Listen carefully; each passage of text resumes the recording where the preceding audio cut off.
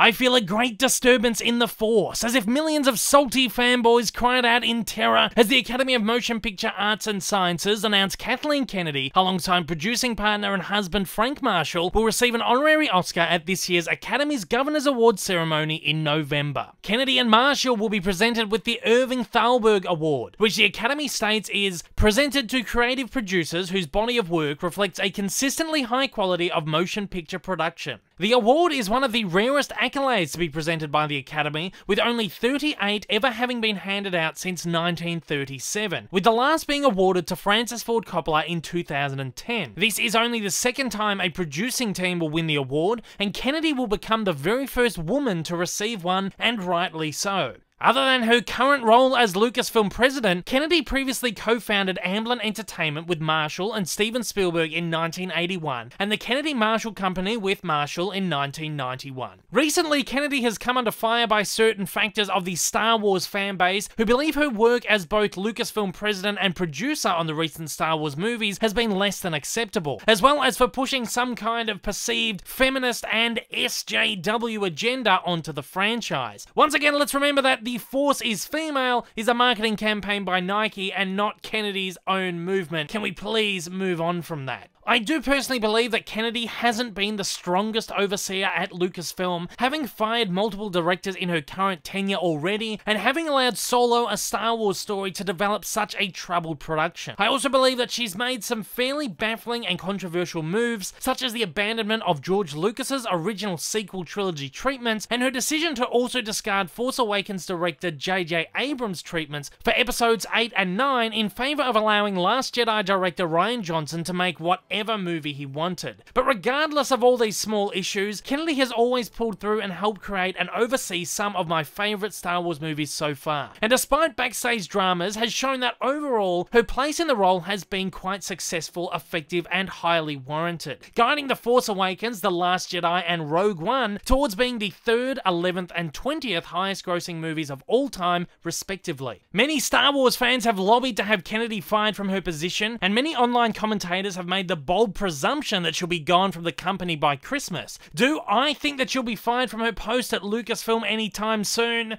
No, I really don't think so. And with this new prestigious Oscar under her wing, I think her position will be solidified for many years to come, especially given Star Wars creator George Lucas is also one of the few others to have received this award. Star Wars and Lucasfilm are in good hands. Love or hate her work on the current Star Wars movies, and whether you think her role at Lucasfilm is justified or not, one simply cannot argue that Kennedy is an incredibly talented and prolific producer, with 8 Best Picture nominations to her name. Kennedy shares 3 nominations with Marshall for The Sixth Sense, Seabiscuit, and The Curious Case of Benjamin Button, 4 with Steven Spielberg for E.T., Munich, Warhorse, and Lincoln, and 1 with both for The Color Purple. Marshall has additionally been nominated 1 further time individually for Raiders of the Lost Ark. Additionally, producing credits to Kennedy's name include some of the biggest films of the last 4 decades: Gremlins, Indiana Jones and the Temple of Doom, and Kingdom of the Crystal Skull, the Back to the Future Trilogy,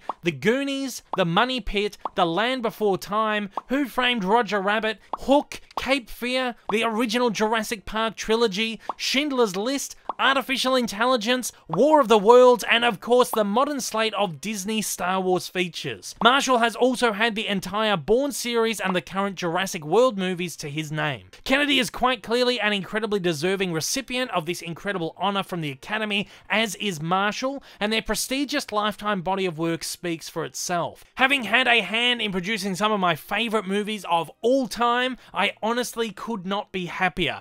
How about you guys? What are your thoughts on Kathleen Kennedy receiving this honorary Oscar, and how do you feel it will affect her current position at Lucasfilm, if at all? Fire away in the comments below and let me know, but please guys, keep it civil. May the Force be with you.